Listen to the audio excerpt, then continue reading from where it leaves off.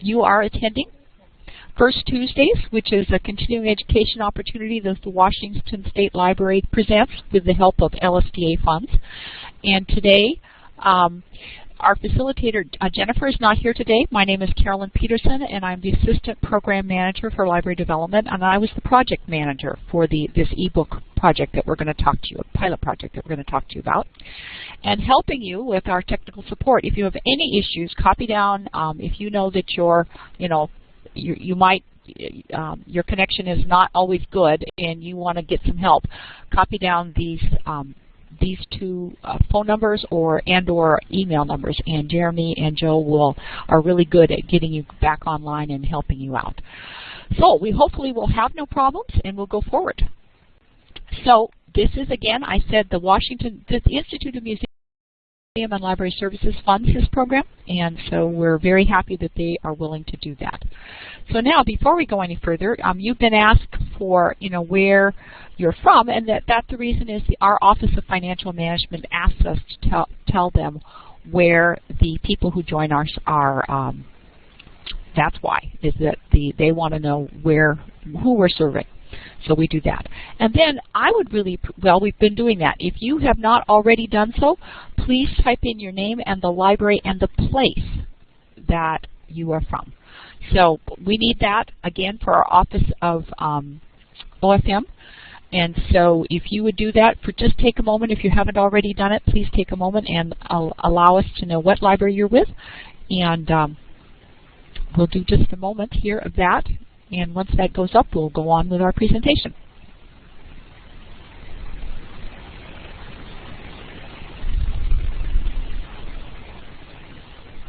Okay. I see a fair amount of people still typing, so we'll let them finish it up, and we thank you for that. And so then we'll get, there we go. I think we're just about ready. Okay, best practices, e-readers. This is the result of a pilot project that we began in the late spring of 2011.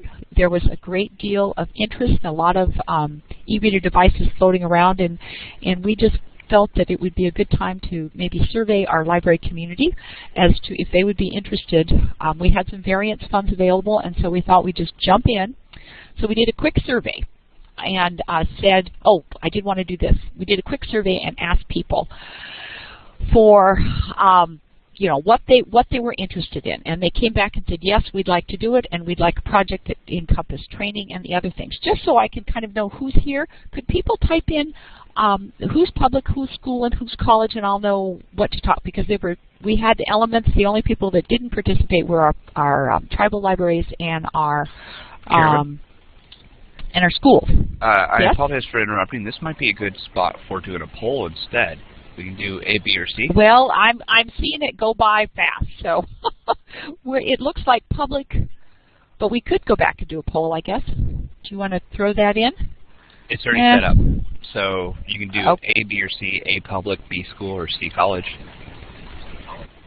Okay, let's try that.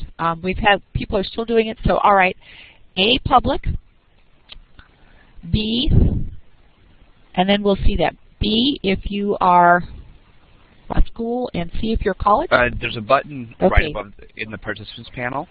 Instead of typing it, yes, there's a button in the participants panel, and you click on that, and you can choose your option there.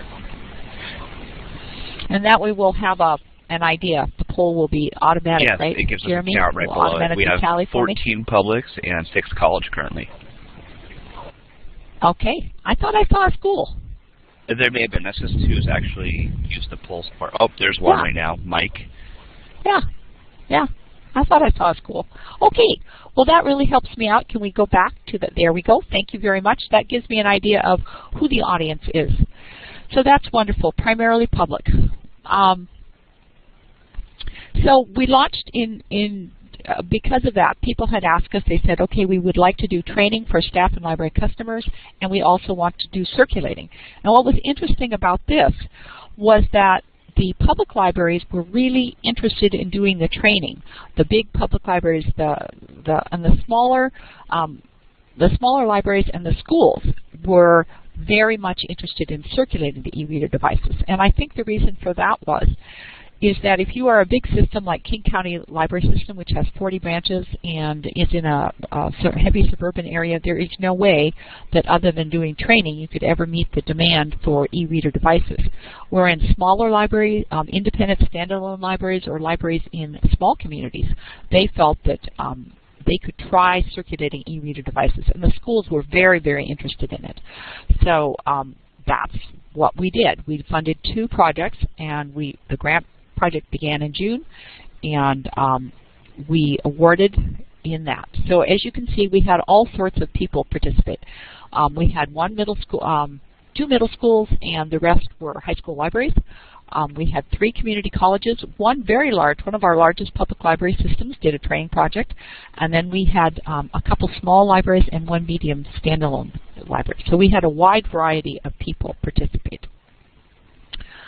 So there you go. That you can see the demographics on who participated in the training. And again, you can see the public libraries really were interested in training both their staff and customers.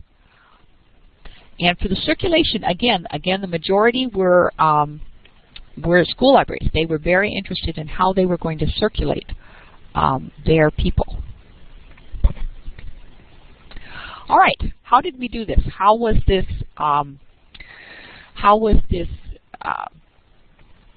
how were we going to do it? First off, we held several online meetings to share our information, because that was the whole point, is we wanted to keep people, as these people worked with these materials, we wanted to keep them, we wanted to have people share their experiences in real time, so to speak. So we held an online, using this platform, we held an organizational meeting, and then in late November, we had sort of a how's things going. And so when you go back on our website, there is a whole series of webinars, and if you wanted to go back and hear the actual information that people divulged as they kind of developed the projects, the late fall, the first one from late fall would be a good one to do. If you wanted to see where people were at the beginning, what they thought at the beginning. There were 4 webinars held, and so if you wanted to go back they were all mixed in. So we would always have, each of the webinars will have a training component, will have a circulation component, and we tried to do a mix of experiences. So if you're interested in and have time to do both, but if you wanted to kind of hear at the end what they thought in their own words, then I would advise the spring, I think it was in late February that we did that. So that's how we did it. And then again, you can access that on our, Jeremy has put up the webinar, or not the webinar, excuse me, the URL for that. So what did we learn? What was learned from the training? What experience is it? First off, when you're doing staff training, have the library, I can't emphasize this, your administration has to clearly say to staff that this is no longer an optional thing. This is not fluff learning. This is essential learning, just as we would not hire anybody who was not capable of learning how to use a computer. We no longer will hire anybody who is not capable of learning and using an e-reader device. I think that just with any new technology, several of the projects encountered some staff who were quite resistant and didn't want to learn it. And that's something we're used to dealing with. Whenever we ask folks to learn something new, there is resistance.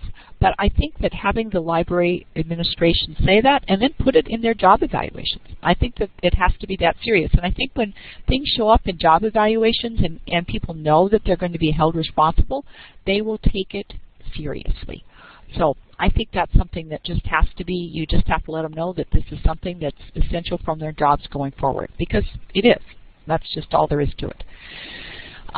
One of the most successful things in one of the projects was they did a pre and a post test, and that was, it really told them where their staff were.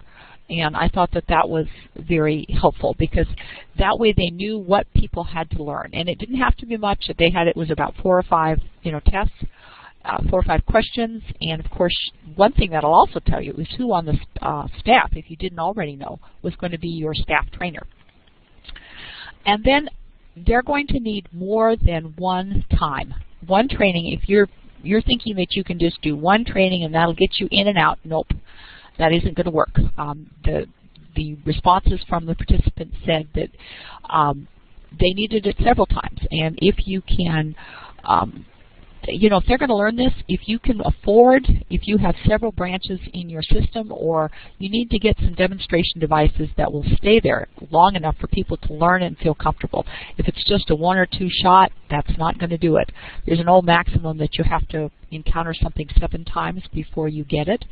And I think you should think in those terms, that people need lots of time to get a hold of this. So schedule time, several times to do it.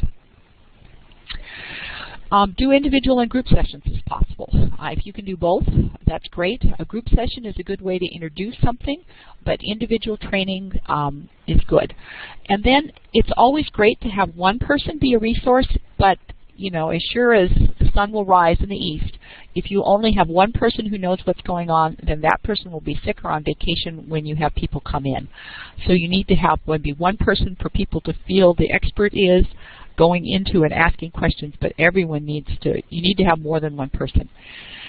I did have several people say initially that they were going to use the each one teach one model, and the results were that that didn't work. There was only one very disciplined community college library where that worked.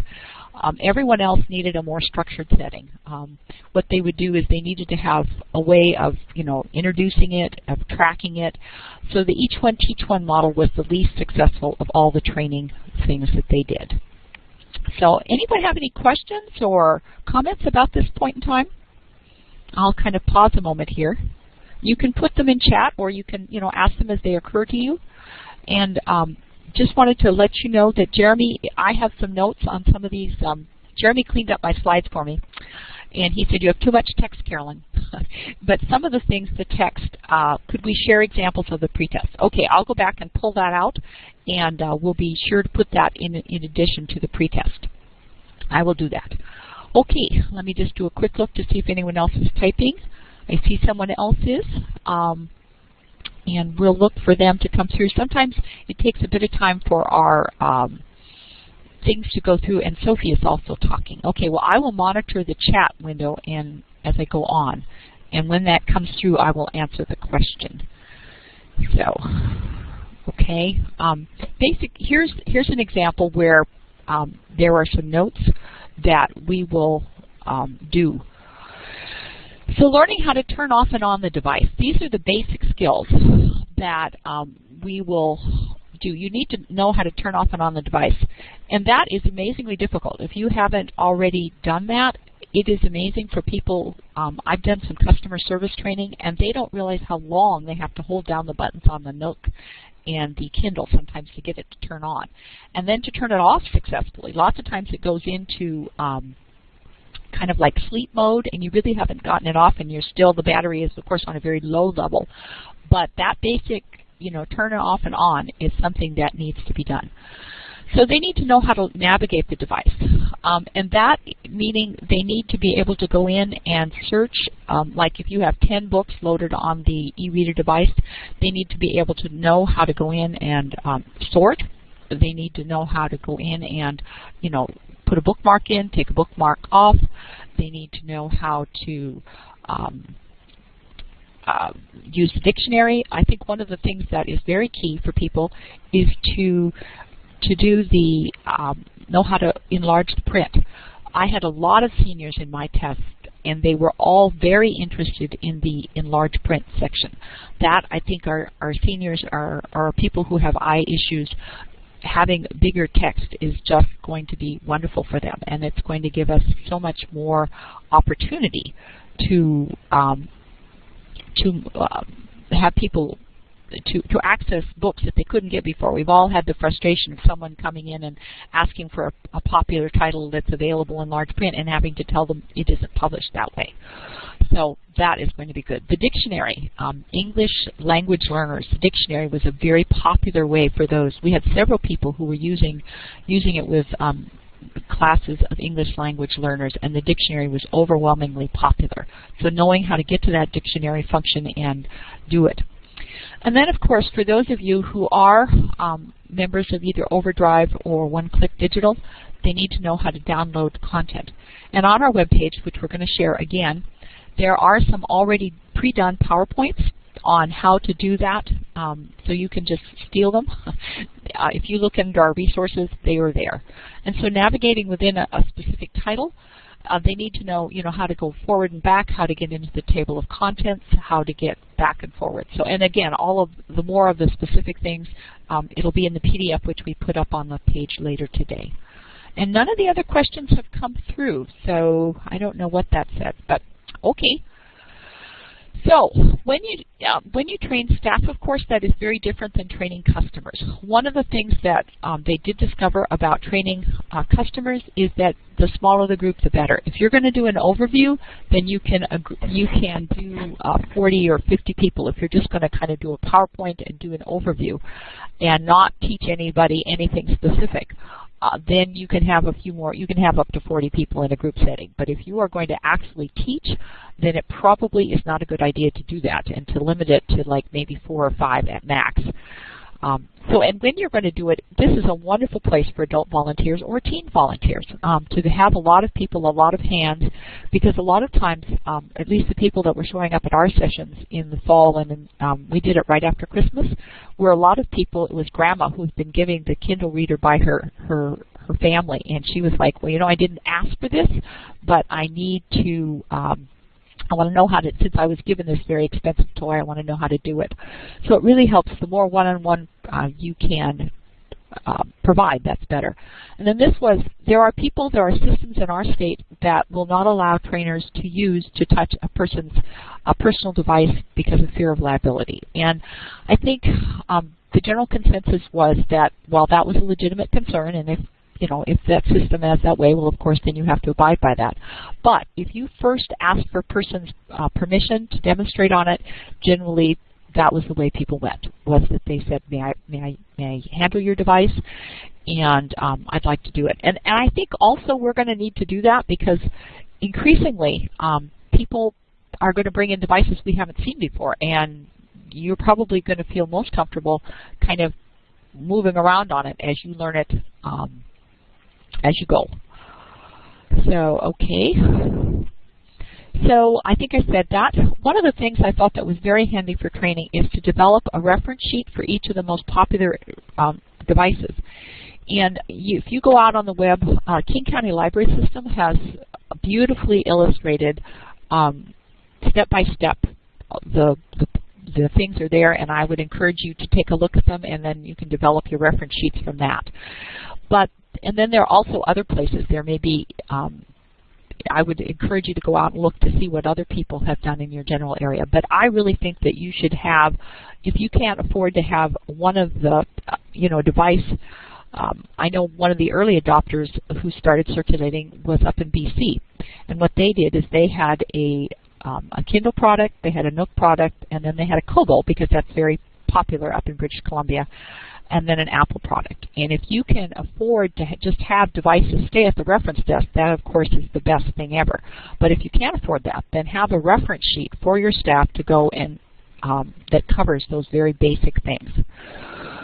So I think that's a very good thing to do in terms of downloading management, a quick cheat sheet. And also, if you don't have that very, if you can't have those things available for people to learn, then if, it's been 6 weeks since the training, having that gives people a little bit of security in terms of, yes, I have this tip sheet that'll help me and we can work through it together. Any questions? Okay, well, if people want to type or something, okay, we'll just keep watching. What was learned in terms of now this is our circulation project, what was learned? Okay, before you go to purchase your e-readers, try to understand what you're going to do. And this one, it might also be true on your training. This is equally true on your training device. There are pros and cons for buying all of one reader, and the pros are that you only have one to teach, of course, and that everybody learns on the same device, and that's good, that's easier. But the downside of that is, of course, out there are those basic, readers now, the popular, the Nook, the Kindle, and then, of course, the Apple products. I find that the other thing that we ran into, and this is just, I think, emblematic of what's happening in the e-reader market, is that it is in flux. There are going to be a lot of cheap tablets. They're going to be people are going to be loading e-reader apps on. So I think what we need to do is not train on a specific tablet or device, but learn. We need to teach our staff how to approach a new device and learn from that. So while we can, it's not a bad idea to know the difference between the Kindle, the Nook, and the Apple product. If you have those three, that's great. But originally in our pilot project, we intended to buy the Sony reader, but we hadn't realized that the production of the Sony readers was how severely impacted it was by the tsunami in Japan, and we could not literally buy the Sony readers. And so I think that whatever you buy, expect to have this disruption in the marketplace, because things are changing so fast. Don't expect that. Expect chaos. Expect the unexpected. So that's just that cannot be lent out. The purchase agreement, that I haven't, I see Teresa asks, I was told that in the purchase agreement it states that the device cannot be lent out. Is this true? Does it apply to libraries? There is kind of mixed, let me tell you my experience with Amazon. We were reading the blogs, and of course we had heard that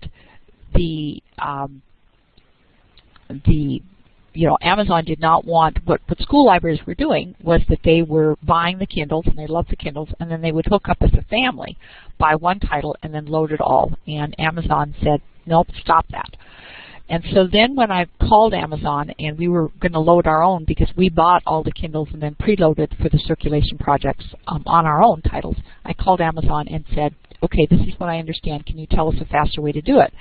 And Amazon said, now remember, this was a year ago, said, oh, no, you can do it that way. And I said, no, it's been said from your one department that you can't do that. And he was in the customer service department. He said, oh, yes, you can. I said, I want it in writing. He said, yes.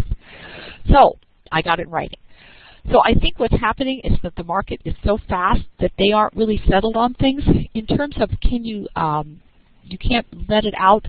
You can. We had no one that said we could not lend out the devices. I think what they don't want you doing is they don't want you loading multiple copies on, in other words, buying one title and then loading it on a group as if it was a family.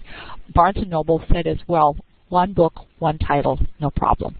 And I think that's where Amazon as well. If you buy one Kindle, they expect you to put one title. In other words, just like a book. If you treat it like a book, in the sense of trying not to spread your titles out, that I think will be fine. So if you buy one device and load just one title on it, that's where I think it is. Does that answer your question, Teresa? I will watch the chat box for that. So anyway, that's where I think it is. Okay, so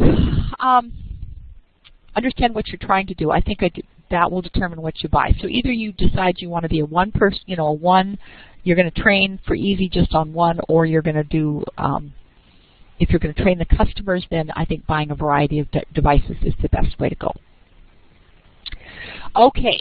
It is really, I have a story with the first one, and Erlene has heard this one, but middle school, I had a middle school librarian who literally went to the Barnes & Noble near her school, and she asked them which one was the case for her middle school students, and she wanted a bomb-proof case, and they got her a case that was the ones that they recommend for people to take to Afghanistan and Iraq, meaning it's sand, dirt, concussions, whatever. Literally, she spent $100 on the case. And I actually think that was a good idea, because what happened, the devices, if we had any problem at all with the devices, it was with their screens. And what happened was that people would take them back, and this was generally kids, and they were very careful with them. They were all nice kids who took these out of school libraries, and they put them in a backpack, and the spine of a book or the spine of a something got it, and it just crazed the screens. And the weakness of these devices is the screen. So you really want to protect that screen, so that if you're going to circulate them, make sure, or even if you're going to move them around a system, don't cheap on the case. It's just not going to, that's where you're going to have your problem. So don't cheap on the case, and then also make sure that you can get one that cleans easily. Because, you know, if you get one that's white, you're going to want to be able to clean it. Several people said that, especially amongst that. The other thing about policies and procedures, we are going to, I think it's the next slide. Nope. Well, later on, when I get to that, I have quite a few policies and procedures on the web page itself. And so in terms of that, I would go and look at the web page to see what they are. We have examples for you of policies and procedures. So you don't hesitate to steal, modify, adapt, and then be prepared to change, because I can't say that anyone that was in the pilot project when I read the final reports, it was always, you just can't anticipate everything. You know, you won't be able to anticipate what your customers do, and different customers. So, for example, I didn't have any of the public libraries tell me that the books the e-reader devices came back with different materials loaded on them, but all of the community colleges told me that the e-readers came back with different things downloaded, and the community college students, I think, are just more apt to be interested in finding out how the device worked itself. And so you know, if you want to have a policy or procedure that allows for that or penalizes a customer for that, you know, that's something you're going to need. And again, the community college who found that they had to modify their policies and procedures for their individual circumstances. So, you know, just be prepared to treat this as a project that you're going to be learning on. And so, you know, agree on where you're starting, and then have checking points along the way to modify. Okay, almost everybody had a fairly high demand on these objects. Now it's a year later down the road. Maybe they're not so new, maybe they're not so shiny, maybe they're not as interesting. I don't know about your community, but there was very high demand in this project. And so the people who let their standard, in other words, if you have a standard 3-week circulating, that is probably not, you're going to have a long list that is not going to get fulfilled. So people got frustrated on the list and they dropped off. So I would think you might want to consider shortening your circulating time. I wouldn't go past 1 week, and I might just do it depending upon, are you wanting people to learn, you know, read a whole book, or are you, in the case of people who were the kids, the point of the circulating device was for them to feel like they could read easily on it, in which case it's probably good to allow the entire time. But if your point is to simply let people test the device, many people wanted to test the device and then wanted to buy their own or do their own, in which case they really aren't interested in reading an entire book. So a shorter 2, 3, 4 days would be better. The other thing too is you want to know how long the battery is. Now there was divided in terms of whether or not you wanted to send a charging battery with it. One of the projects said that they did not lend out the charging devices because they just felt that the device should come back in time, and it was supposed to be good for a week, and so they lent it out, and they didn't want to have to be constantly rebuying cords and things like that, so they didn't do that. And then another person did, because they were a library, that was a library system that is spread out over many miles and many instances, and so it's not easy for them to get back to the library. So they did circulate the cords and allowed people to charge, and people were very appreciative of that. So you need to kind of consider your audience, consider you're doing it. And then, like I say, I wouldn't recommend that you think about renewals unless that was it. Document everything. I apologize yes? for interrupting. This is where you had the policy slide. Did we want to show that, or the web page? Did it go past? Well, and I didn't took see the that? actual slide out because all it had was the URL on it. You know what? We'll do that at the very end. You can pop it in at the very end. Okay, I have it ready. Just and let me know. Didn't you put it? Okay, we'll do it. Document everything. I mean, we all know this, but several people said, you know, at the very beginning we were so excited to get our new readers and get our training that IT people came in and helped us out. This was the school libraries or the public. You know, we came in, and then at the very end of the project, she said, you know, IT did it all, and I don't think that I could do it again without a lot of help. So make sure that you do write it down as you go. Take enough time that as you go along the way, write things down, make notes, put it up one of the very successful things was to have a staff, either a Google Docs page or a wiki. Several people had that where they put everything up, and that was very helpful for staff who came back in. So document everything. Get a wiki, get Google Docs going, get something that everybody can share and put in your experiences and do that. So, and then this was one of the North Olympic Library System. They were the ones that said purchase additional power cords in cases, since they require first, and so she was the one who lent out in the biggest system, and this was her advice, that you just need to do this. And we have been circulating some kits just among our public libraries for training in Washington State, and they have, we have lost the little charging devices, and so we've had to replace some things. So just plan on having things get lost. People don't intend on it. The plugins look like their plugins, and so that is just something you're going to need to plan on that expense. The other thing is plan on literally the space and time it's going to take. One of the things that this vivid memory is. She brought, this was a school district, and she said when she came in, she had 10 devices, and she just had them, she had to go looking for cords and plugs and doing everything. So if you don't, allow your patrons to charge them, you're going to need to charge them when it comes back. So kind of plan a space. If you have a tiny space or a tiny library, know that you're going to need space to do this. Because otherwise you're just going to be, it's going to be a nest of cords and a nest of things. The other thing about training that I didn't mention is that before you train, make sure you check what's on. I took the kits out to a church library convention, and I had gotten them back from a library, and I discovered that just before I was ready to take them to this church librarians convention that they had downloaded 50 Shades of Grey, which I did not wish to do. So you need to make sure that not only do you charge your devices, but you allow time to put back on what was there when you started. So people will download things, they will change things, so just allow for the time for that. One of the things is that you do want a password on all the devices. People will download things, and so the Nooks, you can do it. You absolutely need to password protect. One thing that was suggested was that you buy a gift card, and especially for the Nooks, that you buy a gift card and have that gift card be set to like 25 cents. And even then, even that, if people are really inventive, they can get around it.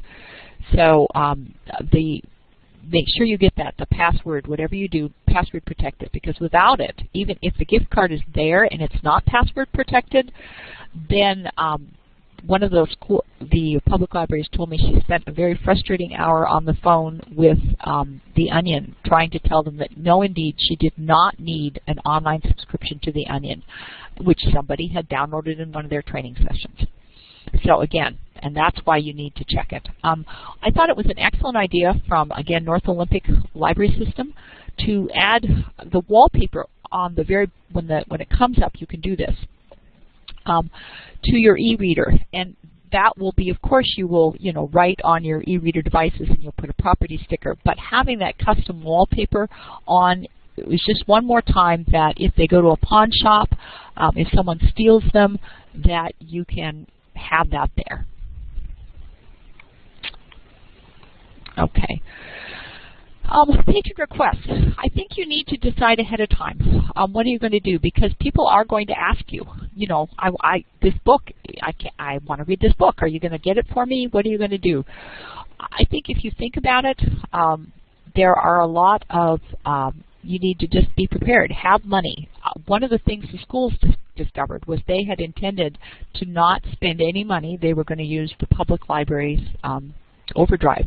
And what they discovered was that the overdrive accounts in public libraries are very, very popular, and it was very difficult to get materials that they wanted on their e-reader devices. So make sure if you buy e-reader devices and you want to have materials on them, put aside a budget to buy things specifically for them, because if you plan on using someone else's catalog, that they're very, very popular, and you may not be able to get to what you want. So one of the another webinar that you might want to listen to that's on our website was one done jointly by the Idaho State Library and Washington State Library. And in Idaho, one of the what they just decided to do was they were going to do patron driven acquisition, and so they literally had a budget of, I think, $500 or $1,000, and so as the way they populated their device was they let the patrons select the device, and then they just downloaded it right there on the spot. So the customer said, "I want to read this book," and they said, "Great," and they downloaded it. So that was one way. Another library conscientiously did Barnes & Noble's Free Friday title. And then also on our webpage is, I believe, the last we checked, we keep adding to this, we have 3 pages of free library sites where you can get free ebooks. Now, a word about those free ebooks. The old maxim, you get what you pay for, is true. I downloaded for training purposes a Alice in Wonderland title, and I thought, oh great, this is going to be so cute. It had these cute illustrations, and I just noticed I was attracted by the cute illustrations in the 1920s, and I thought, oh, this is great. And then I actually went then I went in to actually demonstrate it, and I realized that I hadn't bought the actual Alice in Wonderland that I thought. I bought someone's, and it wasn't bought. I downloaded it, and it turned out it was a reader, and this woman had carefully spaced out the text so that it was like for a 3rd or 4th grade reader. She had divided everything into syllables. So be careful when you download, because they are a lot of you'll get a lot of classics, and the classics are great. You get things that are in public. And then, there are some specialties, but you do get what you pay for. Could you share the link to that webinar?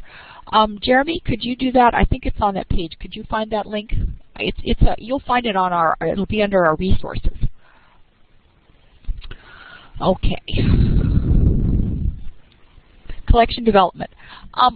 One person only selected fiction titles, and that was a mistake, and she noted that in her final report. She felt that she should have done both. When you're doing it, also remember that nonfiction, you have nonfiction readers. It's better to put an entire series on one device. That came from a school librarian, and she had thought that it would be great to put the devices all on one, and again, that was her experiences with don't do that. If you're going to buy the series, buy the entire series. Don't just buy one. Put the entire series on the device. And then also, we had a mix, but there were several libraries that organized by this way, and that they would do it by genre. They did it by all mysteries, all suspense, especially the schools. The schools did this. They tended to do that very well, and it worked very well for them. And then I think nobody dealt with this, but I think it's something that as you think about it, I didn't see, the schools, it was not an issue because, of course, children and young adults were checking materials out, so they were just committed to it right away. But the public libraries did not address this that I can remember. So you will need to do this, and the problem is people are going to look at these devices and think, oh, they're so expensive, should we let kids use them? And I think the answer is yes, you should. And the reason is that we allow children to check out art books, and we don't think anything about it. The art books are going to be, $150, and we don't say to them, well, I don't know, you shouldn't check that book out because you're a kid. You're not going to be careful with it. But I do think it's a good idea to have thought about what you will do with these devices, especially if you decide to get an Apple iPad. We did that, and those are expensive. Those are not cheap. I think that you ought to think about, is there a way to go to your friends and say to them, we don't want to deny children the chance to learn these devices, to experiment with them, but we understand that some families will not allow their kids to do it because of the cost if something happened to it. And have possibly a way of sort of like saying, as long as we don't think you willfully did it, that we will give you some backup, that you will allow some way to not have the cost of replacing the device be prohibitive for kids. The other thing is don't worry about replacing the titles, because when you buy them, they don't move with the device. I shouldn't say that. Barnes & Noble, if you have Barnes & Noble manage your collection for you, and you want to switch devices or switch ownership, Barnes & Noble can do that for you. However, with Amazon, when you buy a title, it stays in the cloud and it stays with you. So if you wanted to gift it, you can't do that. And Barnes & Noble, they want you to buy it again. So so don't worry about losing access to your titles. They are in the cloud and you can get them as long as you buy them directly from that. Okay. Okay, in terms of cataloging, just think of cataloging your Kindles or your Nooks or whatever as if they were a short story collection. So in other words, you buy a book with lots of short stories in it, or a book with 4 novellas, and you catalog it just like that way. That was the best, most successful thing. People wanted access to those titles. So just think of it again as a collection, and so you would do it. And there's some very good ways. One of our community colleges did a great job, and her information is on our webpage. And she did a great job of telling exactly how you should do that.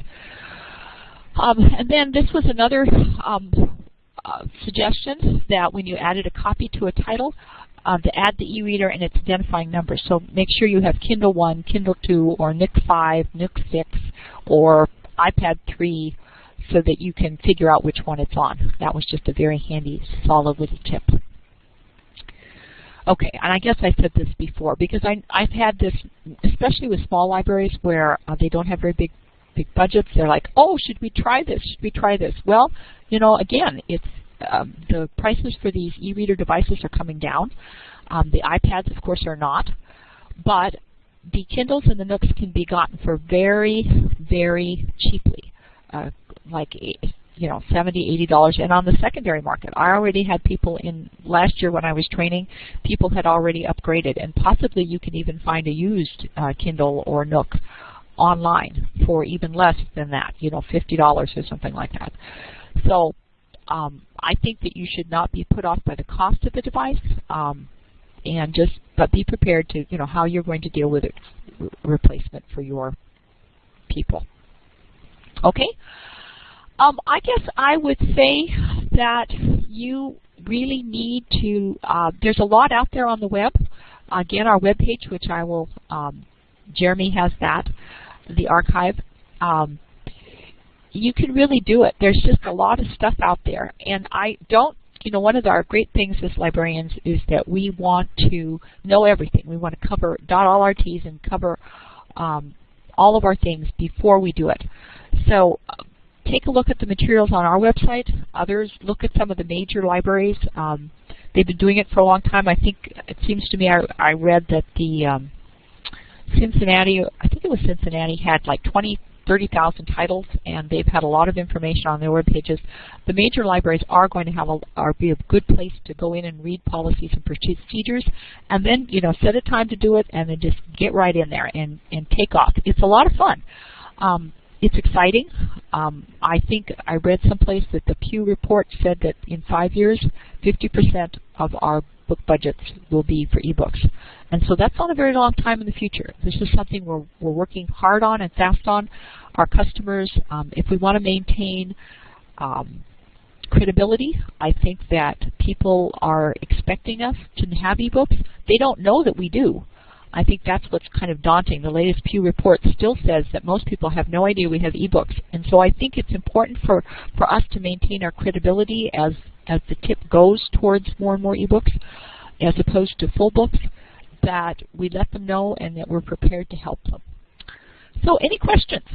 This was just a broad overview. It was a project that, like I say, we finished it up in the end of May.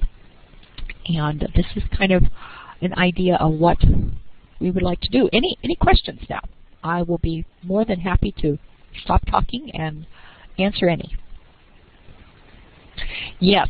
I heard that a library was sued by a blind person because they could not use the device. Do I know anything about that? Yes, I do. That was a library on the East Coast, and they did it with, I'm trying to remember which one, the Nook. They sued about the Nook because the Nook does not have voice to text.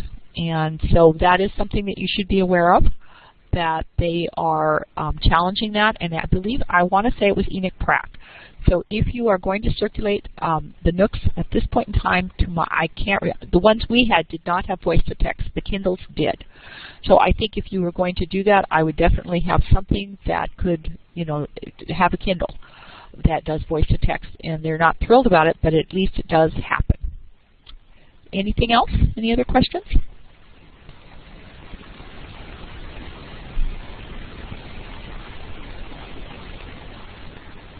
This is, Jeremy has put up the project page that I've been referring to, and you can kind of see this is where it is. And over here on the right-hand side, that's where you can do all of the things. So the policies and procedures, I would go there, and here we had them by, so here, oops, it keeps flipping back, but they can tell you what each group contributed. So if you are you might want to look if you're a community college, if you're a high school, if you're, you can certainly do that. So here it is. And I hope other people's pages, it isn't flipping like it is doing with mine. And what do you mean by Any other flipping? questions? I'm sorry, Carolyn. Well, mine is literally, it's flashing up and down. So maybe it's just my page. Please, everyone, let me know if yours is doing the same. Okay. So anyone, the other thing is I also wanted, can you go to the project participants page, Jeremy? Can you take it to that? Because there, the project participants page is their contact information for all of the people who actually did it. And these folks, were in the trenches, and they did it. So if you wanted, and they're very nice folks, so I can't imagine that if you contacted them, they would be more than happy to share their experience with you. That was the point of the grant. And you can always contact, yes, we have two, another participant, Erlene, and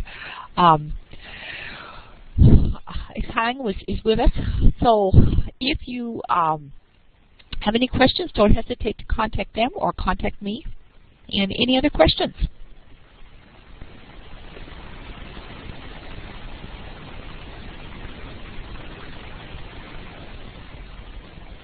Okay, well, Jeremy, we'll put the archive up on the page, and it will be up usually by late this afternoon, and the PDF with the notes, the more specific notes, and I will also try to put up, I'll find that pretest and put that up.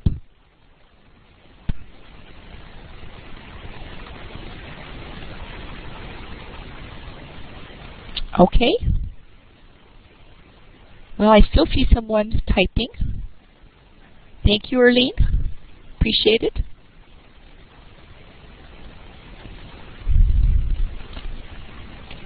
Okay. I will wait for any questions, or I'm going to go ahead and stop the not recording. Not seeing anything. Yes, that's fine.